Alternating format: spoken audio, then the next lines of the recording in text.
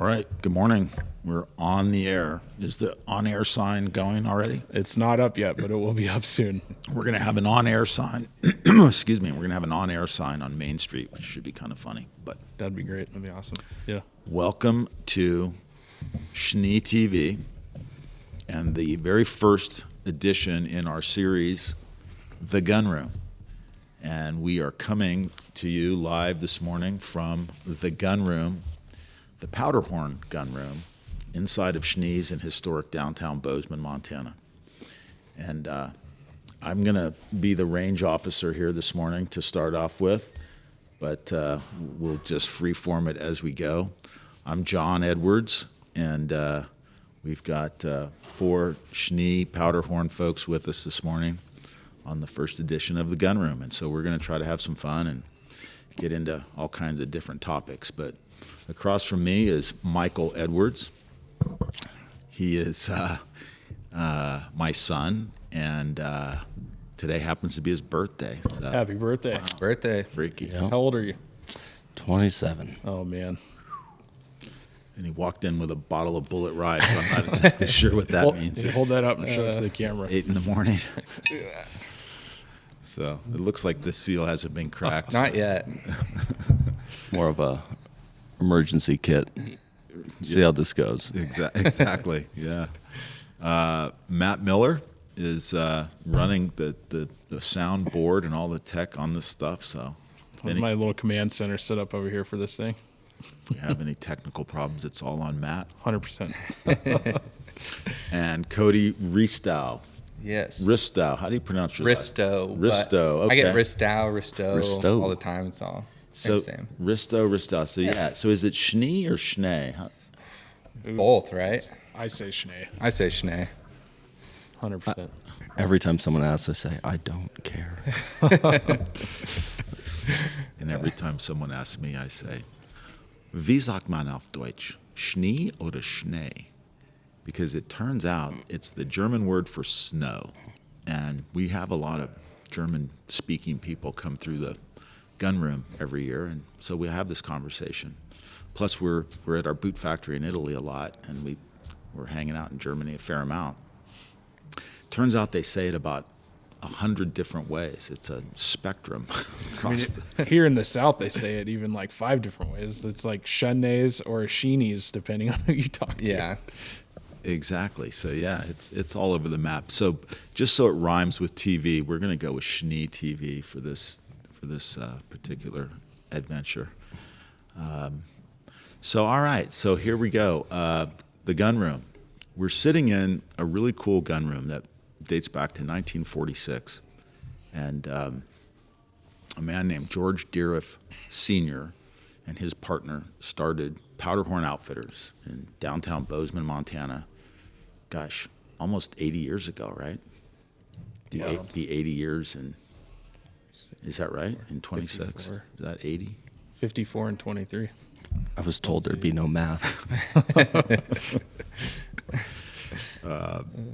So it's got a lot of history and tradition in this room, and we love it. George Sr. had a son, George Jr., and George was an absolute fixture on Main Street for a long, long time.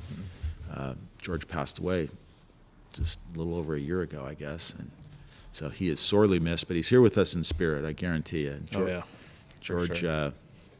Was an absolute encyclopedia on gun information, gun knowledge. He was a great hunter and an all-around great gentleman. So we're going to kind of dedicate our Gunroom or Gun Club series to George and hope we do him proud.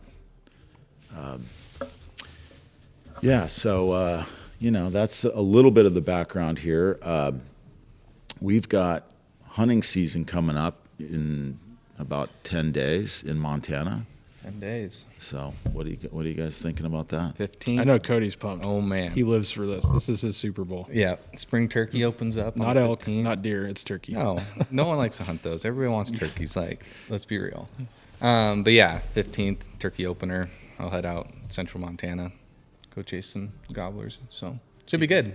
Hopefully weather's good. So Nice. yeah. I'm going to go out with Keith from Wild Sheep Foundation out near eastern Montana as well. at the end of the month. Got a good turkey hunt lined up out there For birds or bears? for turkeys. Okay. Heck yeah. Are there any? There aren't any bears in eastern Montana, really. Oh, there's some. Sneak up on you. Yeah. I've never seen one out there. That far southeast corner has some. Yeah, they got a quota of about like 4 or something like Some that. smaller bears, not huge. Yeah. Yeah. Definitely, around. definitely not Bear Central, that's for Nope. sure. No. How about you, Michael? What are your plans? I'm probably staying indoors for a couple more weekends. It has been a crazy winter, man. Oh god. Yeah. Yeah. I mean, it snowed yesterday, and I took some video of elk running up the hill yesterday or the day before. And these guys are just battling for their lives right now. They're so scrawny looking. Yeah. Everywhere I've been seeing posts and stuff, winter kill looks pretty bad this year on some elk. So this could be interesting. I keep telling my wife if it snows anymore, I'm moving. Or if we need a vacation or something, I need a beach and some warmth. I'm like, keep it coming. Keeps the riffraff out. Yeah, that's It's going to make for some good fly fishing this summer, that's for sure. yeah, Yeah. Hoppers are going to be off the hook come August. So yeah. Michael just had a really fun adventure in some snow. Yeah. You want to tell the that's why audience we're what gonna- just happened? We're going to keep it local and keep it inside. Yeah, no, I mean, I just thought it'd be fun to drive 6 hours and test my digging skills with my truck. Which is a badass truck. It should be able to get through some of this stuff. So Yeah. Yeah, you'd you think. weren't going in like a Prius or something. No, but yeah, nice 6 hour drive and tried to get up to camp and there was no snow east of Billings, and then turned off the county road and up the 2-track and there was snow immediately and promptly put it in about a 4-foot deep snowdrift and spent the next 12 hours digging it out. Oh, man. So Thank God for shovels. It was a nice post that you made, like soft or ultra soft was the two options. yeah, my decision to come home, Yeah. which I think you said was an excellent idea. Completely turned around and bailed after getting stuck. Yeah. You I did got get an ice cream cone out of it, right? Yeah, I went and got an ice cream cone and Nice. There you go. came back home. And then hit a nice swell outside of Big Timber. Had to pull over for about 45 minutes. Yeah, I mean, Eastern Montana is its own thing. It's so cool out there. And just to preview coming attractions, we've got the Buck and Horse sale coming up We do. in May, not too far, like a month out. Yeah. Yeah. And if you've never been to the Buck and Horse sale, which I've never been, I hear it's kind of good. So Yeah, we'll see. I was really excited rowdy. when you guys were talking about it, and then I realized that's the same weekend as an NRL Hunter match I've signed up for, so I have to miss it. But I'll be shooting stuff, so that's pretty fun. well, that's good. Yeah. Yeah. Yeah, we might be shooting things too, from what I hear around. You walk of around town. downtown. Shoot our way out. Yeah. But our gal Stacy is from Miles City, so and her birthday and anniversary sort of coincide with the Buck and Horse sale this right year. So there. we're going to make a full frontal assault on this thing. It's going to be a good time. It's going to be wild. Yeah. Yeah. I'll be there in spirit. Yeah. So right on. So let's. So we got turkey and bear, and both open up on the 15th here in Montana. Turkey seems like it's just coming on stronger and stronger every year. More and more people are into it. It's For sure. people in western Montana and the mountains are, anxious to get a little more mild climate and head out east and looking for birds and stuff like that. So I used to Yeah. not be that into it, and then I just figured it's a good way. Like I can be out shed hunting while turkey hunting, and it's just like good practice for me, like evading something with good eyesight. I feel like it's not as difficult to hunt. Sorry, Cody, as elk, but they're still really hard. They are. It's just like good practice. but like, isn't the Merriam bird that we have kind of like the stupidest of all turkeys? Okay. No, I would not say the stupidest. They do gobble the most. What is the All- stupidest turkey then? Just your farm turkeys. I don't know. They're not. None of them are stupid. Like if a turkey could smell, there would probably be no way you could get within shotgun range of a turkey because their eyesight is that good and they're just wary birds. Most of the time, if you're hunting them on public land that get pressured, the month and a half it's open. So I always So- hear about the eyesight of turkeys, but the first time I was ever out hunting turkey with a bow, I wasn't in camo. I was in like just solids. I was barely behind a bush, and I was moving and went to full draw on one, You and it just sit didn't there. didn't care at all. Like it could care less that I was existing there. I feel like sometimes I could blink and the damn things would be running on me. So I'd go ahead and blink, man. Just give it a whirl. See what happens. Man. Because that's what I was going to say. I haven't really done much of it, but I went out with Jason Matzinger a few times. And, you know, his father, Tim, would come in blue jeans and like a Nike windbreaker, bright white sneakers, you know. And he seemed to kill 2 birds every year. I don't know. Well, Montana's pressure has gone up too, though. Like, there's a lot more hunters coming out here because word's gotten out that we have a pretty good turkey population. So it's getting harder and harder to kill turkeys in Montana, especially if you're anywhere near like some of the bigger cities, like Billings or anything like that. Those birds, anything that's state land or national forest, gets hammered. So for a novice like me, walk me through like what do you exactly? So you've got different calls in your setup. Yeah. What kind of call do you go for? Well, it depends on situation. So, like, for me, if I'm going to start out, like, usually first thing in the morning, I don't call really at all because they're in their trees, they're doing their thing, and I don't want them to pinpoint where I am at. So I'll try to get as close as I can without them seeing me while they're still in the tree. Get into a spot that I'm going to, like, set up on, another big tree to back up against, and then put out my decoys, or if I'm not going to run decoys, just, like, chill for a little bit and just try to get in the path that I think the turkeys are going to fly down and stay. And then once they hit the ground, you can kind of start running some diaphragm calls, some like soft yelps, stuff like that, to kind of mimic stuff. They don't get super excited first thing in the morning, so you don't need to be really loud. So that's kind of how I start my mornings. And then like going in, like if I'm just walking into a place in the afternoon, there's slate calls, you know, the glass with the stick, strikers, stuff like that. And I'll hit. Okay, now hang on. Now, Yeah. what weapon are you going to be using for this thing? 12 gauge Benelli. A shotgun. Shotgun. I've killed one with the bow before, but it's very tough. And if you don't hit them perfect, they run. And I don't like running turkeys, and I like to eat turkey too. So like if you're shooting them with a shotgun, you got to like kick them up so they're flying. You can't just It's like reverse duck hunting. Yeah, It's like reverse waterfowl. if they fly away, they won. Like Really? you don't shoot them when they're flying. Wow. Yeah, Complete opposite to complete waterfowl. opposite. Yes. I want to get a 100-yard turkey with my bow. Oh my god. Yeah. Like long range bow shooting. Oh man. Just shotgun just seems like a kind of like overkill. You know what I'm saying? No, I mean they're very protective. Like they have a bunch of feathers and they're a bunch of fat on them, so you got to hit them perfect. Like that's why you shoot them in the head with a shotgun. Like that's their kill zone. Otherwise, you're gonna ruin one, the meat, or two, they'll fly away, and then it's game over. I'm determined to kill one with a bow. I feel like a shotgun's not. I'm not saying it's easy. No, but I it's know. easier. Yeah, it is easier because they'll see you draw for sure. Freaking Michael killed one with a bow, so I mean it can't be that hard. I'll never do it again. Yeah, I mean, the one I got was maybe diseased or something. I mean, he saw me from like 200 yards away and just ran towards me. I shot him at 6 yards. Did you use a small broadhead or the mechanicals? I used a sever. That probably ended it real fast. Yeah, he No, that's a mechanical. Yeah. he slapped around and then he kept running at me, and I was like, I didn't know if I should kick it or. What are you supposed to do? Tackle him? Well, I thought about kicking him, but I didn't want to like cut my leg on the broadhead, or so I kind of just dodged him. Now, like to be fair, I definitely understand that there's guys like really into it. Yeah. Especially in the southeast and places, it's a different bird, right? And it's Oh yeah. it's like super challenging, supposedly. And those turkeys, you got to think, have been hunted for like 100 years. Where in Montana, they got transplanted in 1970s, something like that, late 1950s, somewhere in that range. And so they haven't been hunted as long. Those turkeys back there, I mean, they've been hunted for millennia. So, No, the ones in like the southeast look cool, like the jungle, like Florida turkeys. That looks. yeah. And you got like two different strains in Florida: Osceolas, which is South Texas, and then you got like just normal eastern birds, which is from halfway down Florida up. So that's part of your slam. You can get a slam of subspecies turkeys: Osceolas, Easterns, Rios, and Merriams. Or Goulds, that would be your fifth. It's just like Montana is sort of the ranch rodeo of turkey hunting, it seems to me. You know what I mean? It's just Well, like, they've just exploded in the last few years too. Oh, yeah. You could shoot like.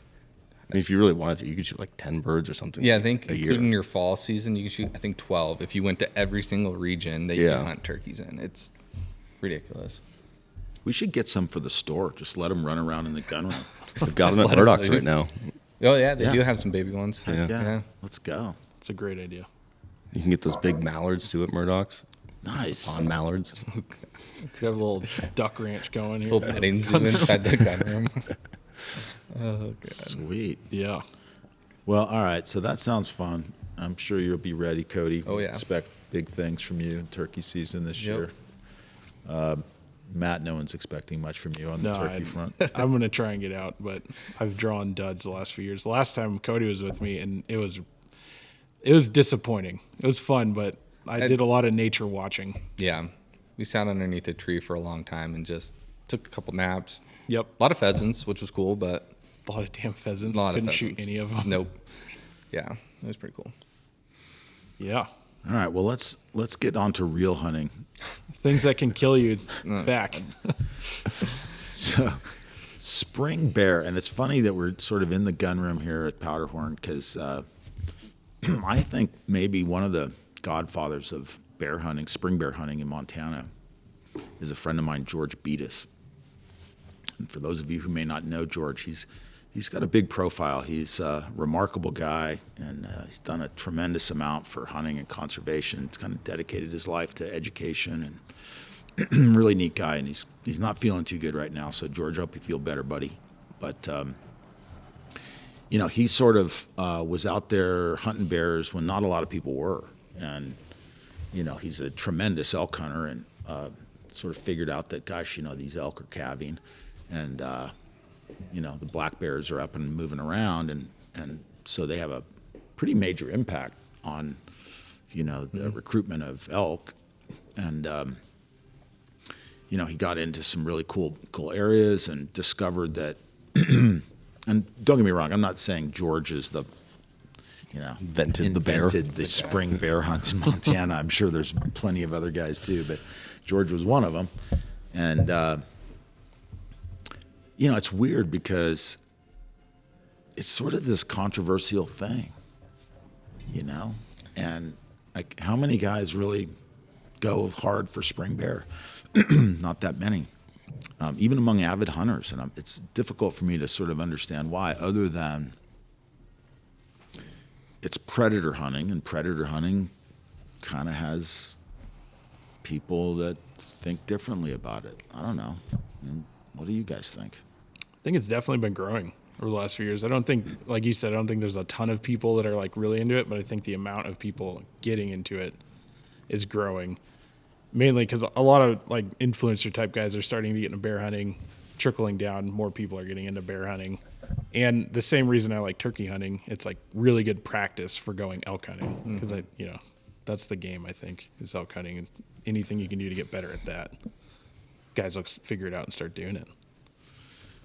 It's a really, really cool sport. It's really hard, like to really be and here in Montana, tradition since, I don't know, a long time ago, we have not been able to hunt bears with dogs.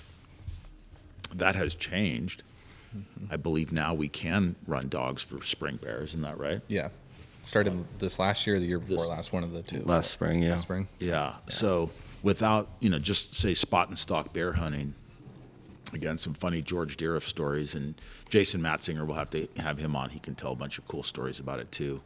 But there's places, very near where we're sitting, sort of we're surrounded by mountains here, and we have a lot of bears. And our Fish and Wildlife, I think, does a good job of the biology and monitoring the bear situation. I'm not exactly sure how. Like, how do you really figure out how many bears there are? They're not that easy. Not that easy to count. They do like hair traps and stuff like that, where they'll put it for where they rub up on the backs and stuff like that. They'll like do samples and get stuff like that. But besides that, I don't really know. Radio collaring, I would assume. I think they call. Like, I remember talking to FWP after season, and they call you and are like, how many wolves did you see? How many days did you hunt? How many bears did you see? How many days did you hunt? That sort of thing. So they kind of get like some statistical stuff there, but I don't know how they count them. If you look up imprecise science in the dictionary, what you just said would be right up there. I mean, it ain't that easy to count them because they're not that easy to find. No, And they're in thick jungle a lot of times. they're So really, really hard to find. Yeah, sort of by definition. But anyway, I think it's kind of interesting. It'd be good to get a biologist on and kind of find out more about the methodology that we use to try to manage our black bear population. But it's on a quota in Montana. I think is it all on a quota or just certain? No, it hunting depends. Like, districts? I mean, like in the Gallatins, I don't think they're on a quota. 'Cause they're such a big mountain range. There's so many bears, and it's so hard to get into. What about the Bridgers? Bridgers, I believe, are on a quota. I think anything real north of I-90 is on a quota. Yeah. So Up around Libby, I don't believe they have a quota. Yeah, there's right. So we should look that up while we're talking. Somebody pull up the Yeah, I can pull it up. bear regs. But To the Google. you know, that's part of what makes it such a fun spring hunt because, you know, we're dying to get out hunting and, you know, we've been shooting coyotes maybe in the wintertime or, you know, doing whatever we're doing, chasing cats. But, you know, spot and stock bear hunting. So George Deeriff would sort of go out after work and he had some spots and he would, you know, come back to work the next day. How many did you see? Oh, yeah, I saw half a dozen, 10. And everybody else is like, how many did you see? Oh, I didn't see anything. That was usually our morning conversation during bear hunting season. Right. I'd be like, how many bears did you see last night, George? And he'd say, you know, like 8, 10, whatever. And then he'd ask me how many I'd find. And I'd be like, saw a lot of stumps. Thought they were Yeah. bears. Nothing. You know, and it sort of goes to show you that why is that? Well, George had good eyes. He was a good hunter. He'd done it a lot. But, you know, Patient man. He was a patient man. And, you know, I just sort of tell people I'm going to go spring bear hunting, and they think, you know, I don't know, whatever you think. But a lot of it is sitting and looking through glass, trying to find a bear. Yeah, I mean, I think a big part of it is you gotta either love driving your truck on bad roads or love sitting still, looking at the same little avalanche slip for days and days and days. Yeah. I mean, you're not just gonna walk around and like bump into them like you would a deer or an elk. Yeah, I mean, that's right. If you're going to, like, let's say you're going to go do a spring bear hunt for a weekend, put your backpack on, hike out, make camp. It's fun. It's cool. You're going to have it, if you know, have different vantage points, you're going to sit down and look. And if you're patient, you might find some bears. It's kind of like that. But in George's case, he would set up his pickup truck with a window mount and bang. Oh, there's a sow and 2 cubs. Look at that. That's kind of cool. You know, He had a knack for it. he did. But I'll tell you, for my money, spotting bears is really fun. And once you kind of get hooked on it, you get hooked on it. Mm-hmm. Because once you see one, it's like, dang, that's pretty cool. Right, but I mean, bears are one of those things that you don't really see a whole lot of, like when you're just hiking around. Like, No. but then you really start looking for them, and like you realize that there's a lot more bears out there than you realize. Exactly. Mm-hmm. Yeah.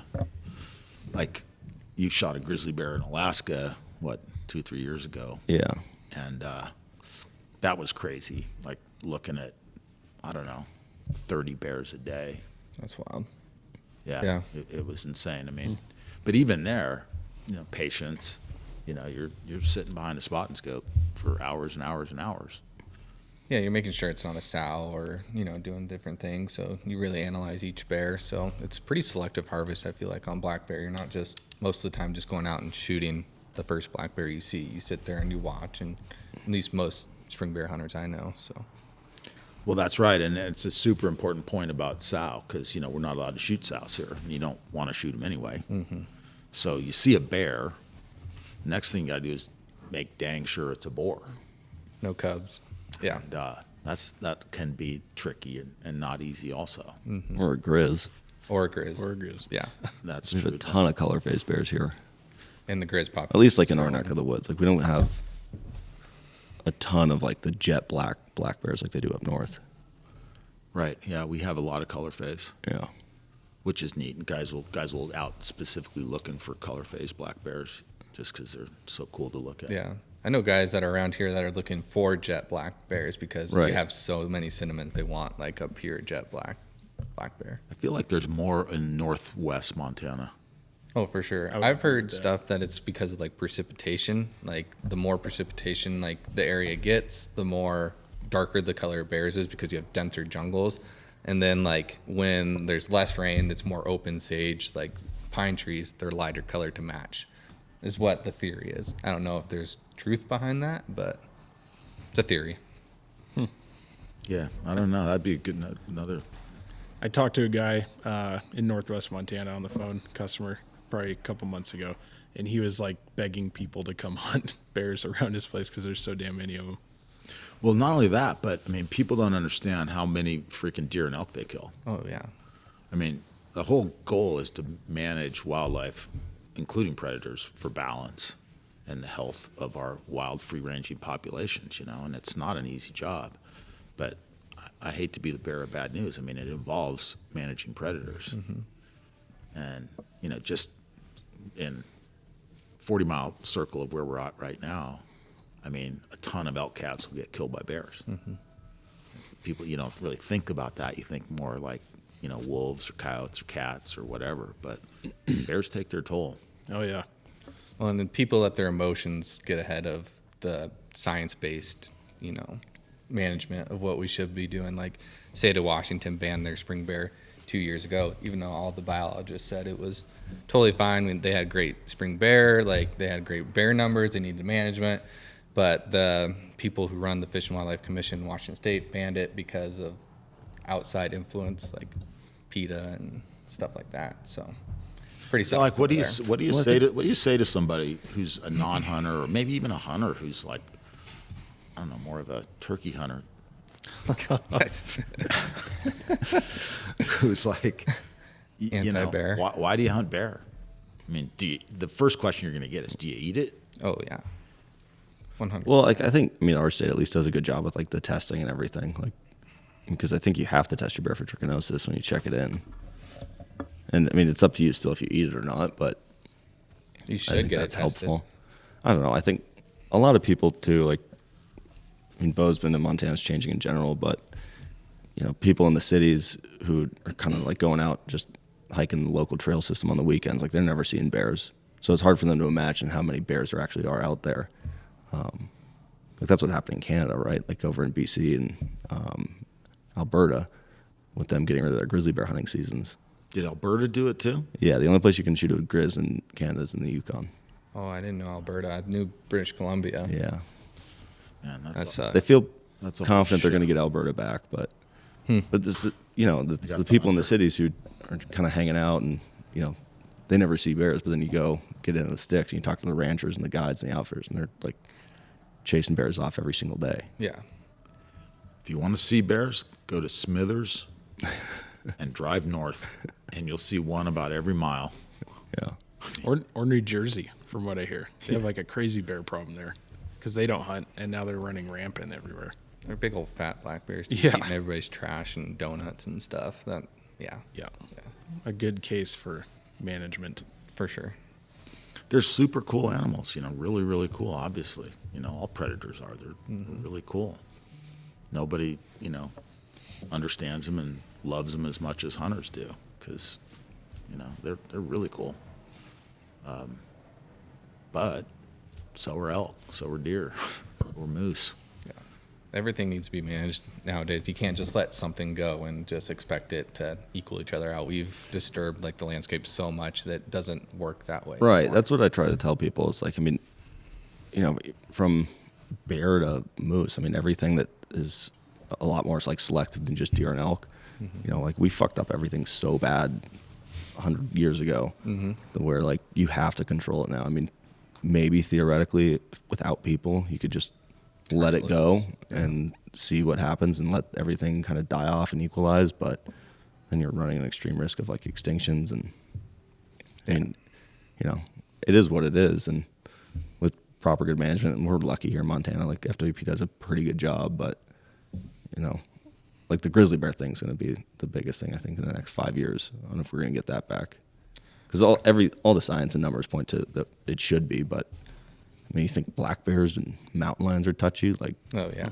look at grizzly bears. Grizzly bears and wolves, those two Yeah. alone, like or just Yeah, I mean, I think people have settled down with wolves a little bit, but maybe a little bit in this state, but there's still like you can go around outside the state and there's people like all up in Right. arms about it still. So Yeah, but it's I mean, fine. Like I you love go to Alaska and shoot a grizzly bear, and people are like, "Oh yeah, like Cool. makes sense." Yeah. But like you talk about shooting a grizzly bear here in Montana, and they're like, "Oh, How dare no." you? Why? It's awful. Yeah. Yeah, I mean, I love a bunch of New Yorkers saying, you know, we got to reintroduce wolves into the ecosystem. I'm like, okay, cool. Let's put them in Central Park. Just put them Yeah. in your See backyard. what happens. No, they should. They were indigenous. Let's get them That's back their into native Central range. Park. I think you guys will really enjoy it. Yeah. They just did that in Colorado. I think they either just reintroduced Yeah. it or they are. I think they did. They though. voted on basically their state fish, wildlife, and parks, whatever they call it. I think they have to get a plan in place to reintroduce wolves, which is hilarious to me because there's already evidence of wolves Already in there. Colorado Yeah. coming down from Wyoming. Yeah. Like it's already happening. So why restock? So now why are you going to throw another 30 wolves on top of that? Yeah. Just let nature do its thing. Yeah, I mean, try eradicating the wolf from Canada. Yeah. I mean, give it a whirl. I mean, it's like Yeah. impossible. Anyway, yeah, the grizzly bear thing here in Montana, I think, is acute. I think it's a really acute issue. They're so overpopulated in certain areas, and it's extremely dangerous. Big time. All it would take is a reasonable hunting season, and I believe it'd be good to get biologist opinion on this too. But I believe anecdotally that once you begin to hunt that bear, their behavior changes. 100%. You know, you go into the gravelly range and start actively hunting bears. I think they're a lot less likely to be mauling our bow hunters in September. I mean, there's places in Montana you go bow hunt elk in September, and it's Or even in the spring. It's We death we defying. lose. Like someone gets whacked by a grizzly bear just about every spring now. like fly fishing on the Madison or something. Yeah, that was last yeah, there year. was those two kids over on the Madison last year. Yeah, There's and then another guy over off He the was shed Yellowstone. hunting. Yeah, up by like Pine Creek or whatever. Yeah, that little Yeah. lake up of Daly Lake. Oh yeah, Right he was outside up there. Yeah. Yeah. Yep. Yeah. And again, it's like it's a super cool animal, super cool. Everyone's in agreement. I don't know anybody who thinks, so it's just kind of keeping it in balance. It's a little ironic though. Black bears can kill you, but it's been a decent while in Montana since someone's been killed by a black bear. Like grizzly bears are the only thing we really have that are going to kill an adult human being. Yeah, that mountain lion. Yeah, we've got mountain lions. Yeah. People get into scares and stuff. But, Yeah, they don't really kill them. That's a whole other not issue. hearing- The only yeah. reason we're not Yeah. talking about mountain lions right now is because we don't have a season starting in 2 weeks. Yeah, But exactly. yeah, Yeah. mountain lion conversation. Like Michael did this post a few days ago up with some great dudes in Canada, and they shot a great big tom, and it was a great picture and a great hunt, and Chris and those guys. And man, Started a little shitstorm on it's Instagram. just Yeah. it's mind blowing. These are avid hunters who just don't get it. Mm-hmm. It's difficult to understand. They'll have one close encounter and then they'll probably change their mind. I think that's what it takes for some folks. Yeah. Yeah. And there's a trichinosis issue with those cats too. But mountain lion, it's actually not bad. If you I haven't tried it, but I've heard it's pretty good. no, I heard it's like pork. it's like It's a similar issue, though.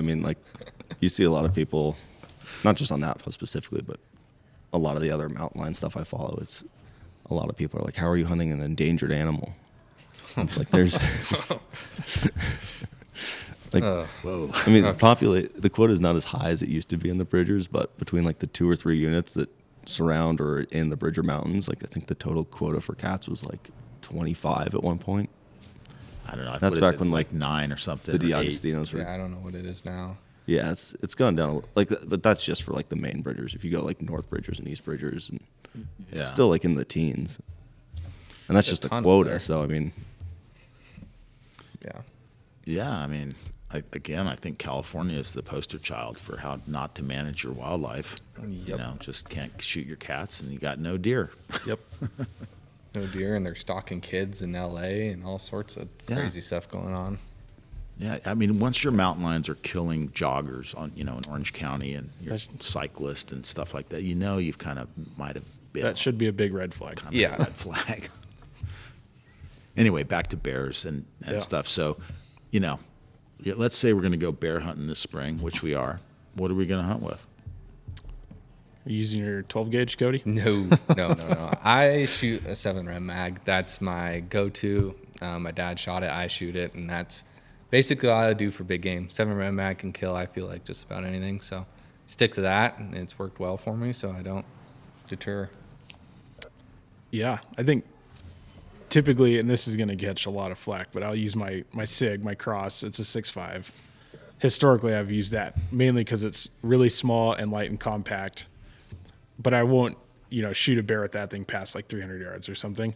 This year, I'll be using a 28 Nosler because that thing is an absolute hammer, and it'll put whatever I shoot down. What about you? So since this is the gun club, this is the episode of the gun club, we might as well clue people in. So we have a little bit of a dichotomy here. Matt Miller is kind of way out in, the ozone when it comes to the latest and greatest different stuff. Matt knows a lot about guns, and he's a really good shooter. So we're constantly learning about crazy rounds and new stuff that's coming down the road. But the SIG Cross is actually really cool. Yeah. Let's you have a face it. very special one, too. You have the only one in the world of a certain kind. The 338 Federal, man, an underappreciated round, if ever there was one. It's like a great big grenade round that goes about 200 feet per second or something. I don't know, but It's awesome. Honestly, if I had to build the perfect backcountry bear hunting rifle inside of 400 yards, it would be that rifle. The SIG Cross in 338 Federal, 18-inch barrel. That thing's awesome. Why do you guys like it so much? Is it like muzzle velocities, the energy it's putting out, or like well, what? I'm not saying I love it. I'm saying Matt loves Matt it. loves it. I love Okay. it. So why do you so love like, it You so just much? own it. Yeah. Yeah. No, I like it because it's a big. It's you can hunt with a 308, and that's like a 168 grain bullet. Out of like a 18-inch barrel, you're getting 2,500, 2,600 feet per second. The 338 Federal is just a 308 necked up to a 338 caliber round, and you're shooting, like in John's case, a 210, 220 grain bullet at the same velocities. Okay. And you're getting a lot more energy. You're getting a lot more frontal, like cross section, actual cutting surface, and so it's punching a big hole in whatever it's hitting. Yeah. So throwing a bigger projectile at faster speed Bigger projectile, faster, and it's able to impart more energy into the when it animal or hits. target or whatever. Yeah. So I love it. Okay. I will be building a 338 Federal sometime in the near future. Well, I'm going to shoot the dang thing. We'll see. We'll report back. I don't know. I don't know if I'm going to shoot my bear with it this year, but it's a very cool gun. And by the way, the SIG Cross is just a super great innovation by our friends at SIG. Love it. If you're not familiar, describe it, Matt. If So- people who might not be familiar with this gun. So your average hunting rifle out there today is basically two pieces. It's your stock and then the barreled action, and they come together. The SIG Cross is what I would like to call a unibody rifle. The action, the stock, everything. It's one piece. Do we have one here? No. No, I don't Yeah, think we I have think one Jack's handy. got his Get back yours there. out of the cage. But yeah, it's eliminating a lot of like variables. So like you don't have to worry about barrel or action torque between the action and the stock and that sort of thing. It's like you can swap calibers very easily. One thing we do here is the carbon barrels. So like you could have the 338 Federal for bear hunting, and then say you want to go out and shoot coyotes, pull a barrel out, put a 22 250 barrel in, go out and slice some coyotes. It's easy. It's awesome. It's so- my favorite platform out right Right. now. So talk about carbon 6 too. I mean, this is insane. So you can have this chassis. Would you call it a chassis gun? Yeah, it's like the chassis and the stock are one. Even on like chassis guns, it's like you have your barreled action and your chassis. On this thing, it's just one piece. And Jack Hausen right here. Jack Edwards So- joining the show, ladies and gentlemen. Yes. So this is a SIG Cross. It's not loaded, as you can see, but it's super small and compact. And my favorite thing about this rifle, honestly, besides the fact that they shoot really good, is that's how small it gets. Right. I so, can literally so make sure people see that. Yeah. I can literally put it in my pack and pull it out so easy because it's so small and compact. and fairly light. How heavy is that? Around 5 pounds, give or take. Yeah. This one's a 308 short barrel. I think Michael has one of these. This is like a great, just all-around general hunting rifle, and you can shoot matches with it. Yeah, and by the way, I'm still a big lover of 308. I mean, that was your first gun, Jack's first gun. 308 is a military-developed round that has a ton of history, Yeah. and it is lethal on everything in Montana. Yeah. Yeah. There's nothing wrong with 308. It'll kill anything you want to kill. Yeah, for sure.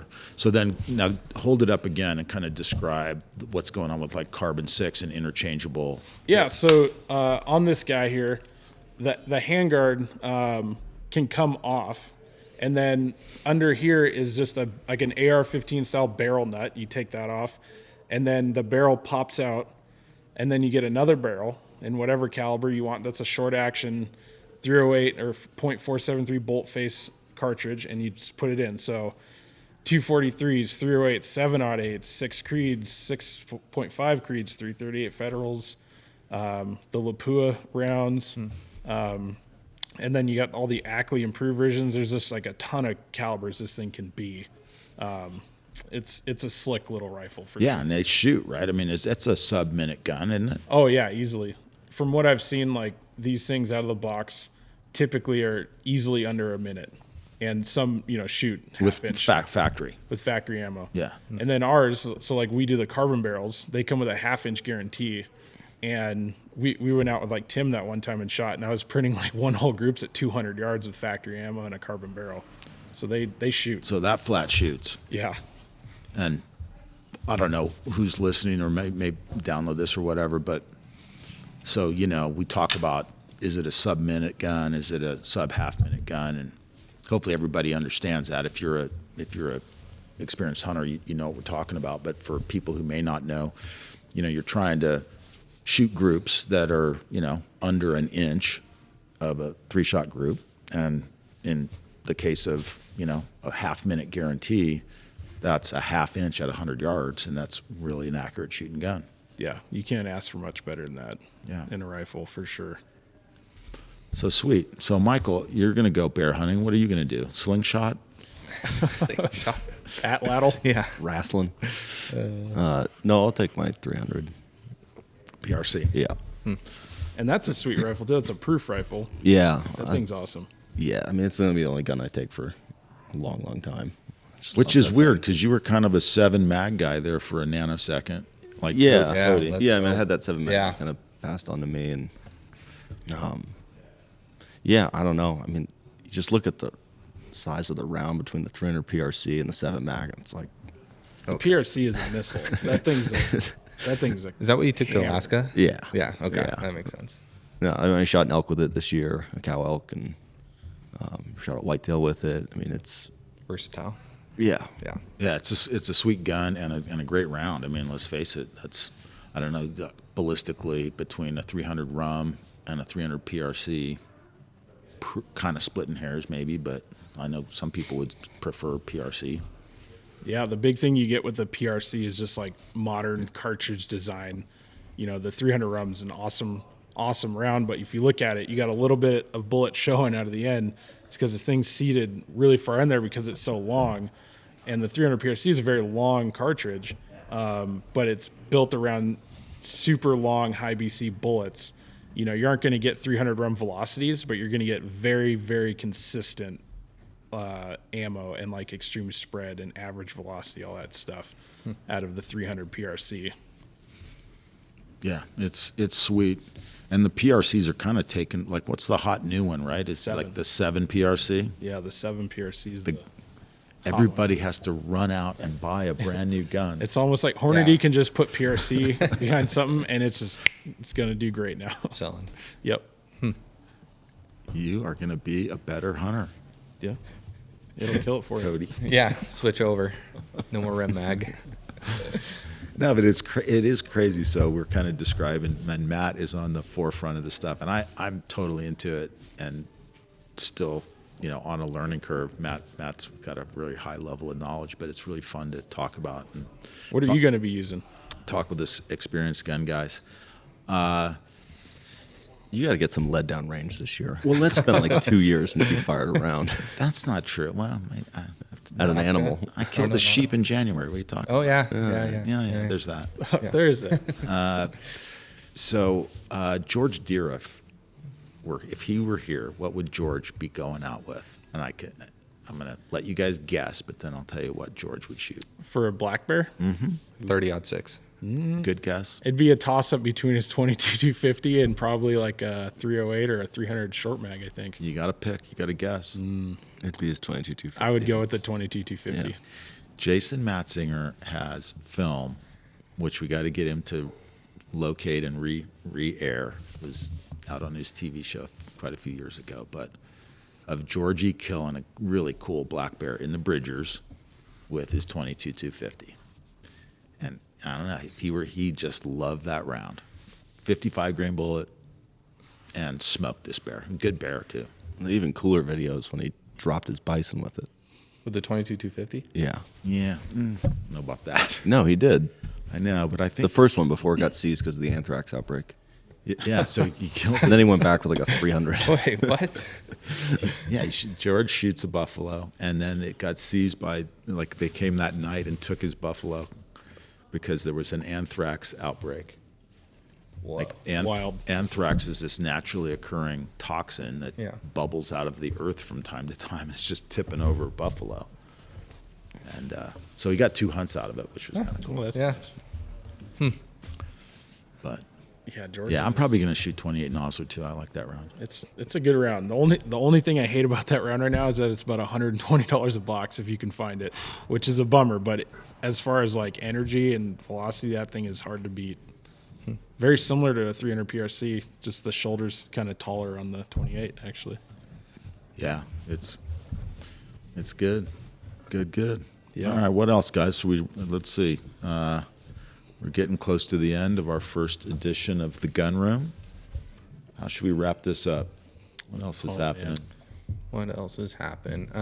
Next week we should see tag results from Montana. Oh, if you yeah. guys put in. Oh yeah. Yeah. Usually it's about 2-week turnaround, ended April 1st, so we should see it by next weekend. Yeah, they're coming out. They're coming out faster now. Yeah, real quick. That's cool. Yeah. Maybe I'll draw something this year. Maybe I'll end my antelope dry spell and finally draw a damn antelope tag. Well, they're not coming out with antelope yet. Yeah, no. They better not, because I haven't even put in. No, antelope is due by June 1st, and you'll find out by July. So it's like deer, elk, your moose, your bighorn sheep. That kind antelope's of stuff. No, not moose and sheep. Oh, is it not 'cause moose? It better not be. 'cause No, I that's haven't put June in for 1st them as either. well. Oh, is All the it? cool shit's June 1st. The only thing that okay, I'm that mistaken. came up was deer and elk. Okay, I'm mistaken. Okay. Maybe I'll draw a deer tag this year. Yeah. I don't think I'm drawing anything. Did you put in for deer? Oh, yeah. Yeah. I did not.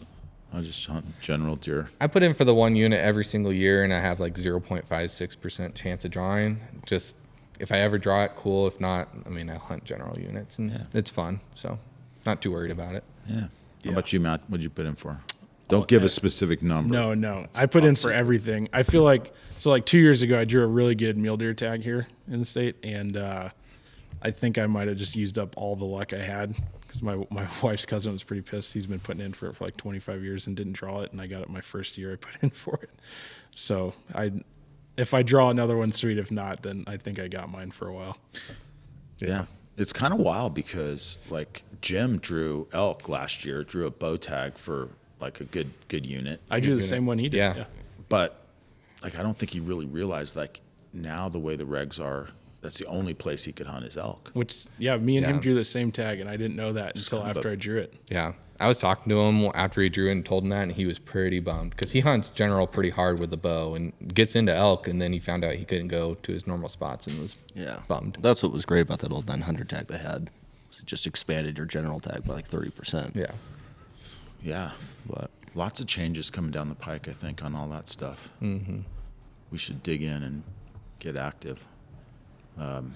Yeah, we could have a whole talk Like on there's some conversation around like you can get bow or rifle, but not both.